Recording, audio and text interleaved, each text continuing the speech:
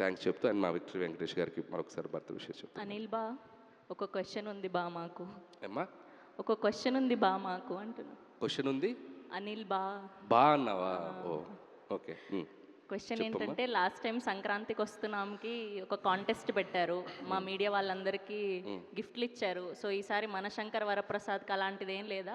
Of course నాకు కాదు, మా మీడియా వాళ్ళకి అనుకోండి. సో అలాంటిది ఏం లేదా? బాగా ఎక్సైటెడ్గా ఉన్నావు కదా నువ్వు.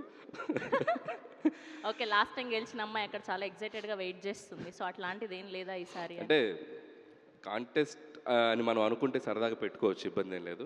ఇట్స్ లైక్ ఎలాగో Q&A అనుకున్నాం కాబట్టి నాకు అనిపించిన ఒక బుల్లి ఐడియా వాళ్ళతో షేర్ చేసుకుంటాను. ఓకే. సో ప్రతి జర్నలిస్ట్ సోదరులు ఒక క్వశ్చన్ అడిగే ముందు బ్యూటిఫుల్గా ఒక చిరంజీవి గారి డైలాగ్ చెప్పి క్వశ్చన్ అడుగుతారు.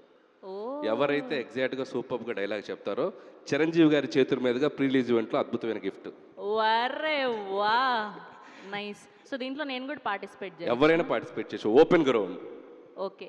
ఏదైనా నాకు నచ్చితేనే చేస్తా, నచ్చితేనే చూస్తా, కాదని బలవంతం చేస్తే కోస్తా. Just sweet warning.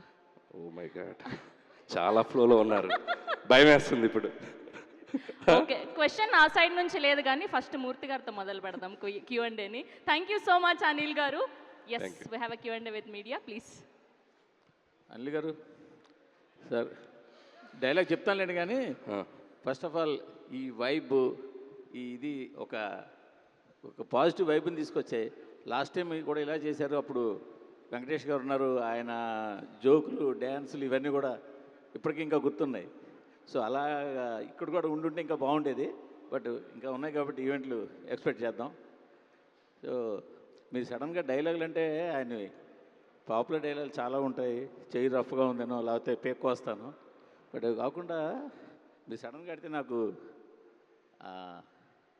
పూర్తిగా డైలాగ్ గుర్తులేదు కానీ కొంతవరకు ట్రై చేస్తాను. మీరు బాగా చెప్పాలి, బాగా చెప్పాలి. అంటే ముందు డైలాగ్ గుర్తుండాలి, ఎందుకంటే ఆయన ఎన్ని సినిమాలు. మీ మీద చాలా ఎక్స్పెక్టేషన్స్ ఉన్నాయి, కెమెరా ఉంది మీ మీద, మైక్ ఉంది, చూసుకోండి మరి. ఆయన మీకు బాగా ఇష్టమైన డైరెక్టర్ జంజాల్ గారు, ఆయన సినిమాలో ఒక ఫన్ డైలాగ్ ఉంటుంది. నేను అవసరం లేని చోట అధిక ప్రసంగం చేయను, అలా అని అవసరమైతే ఆవకాయ నుంచి అణుబాంబు దాకా అనర్గళంగా మాట్లాడగలను.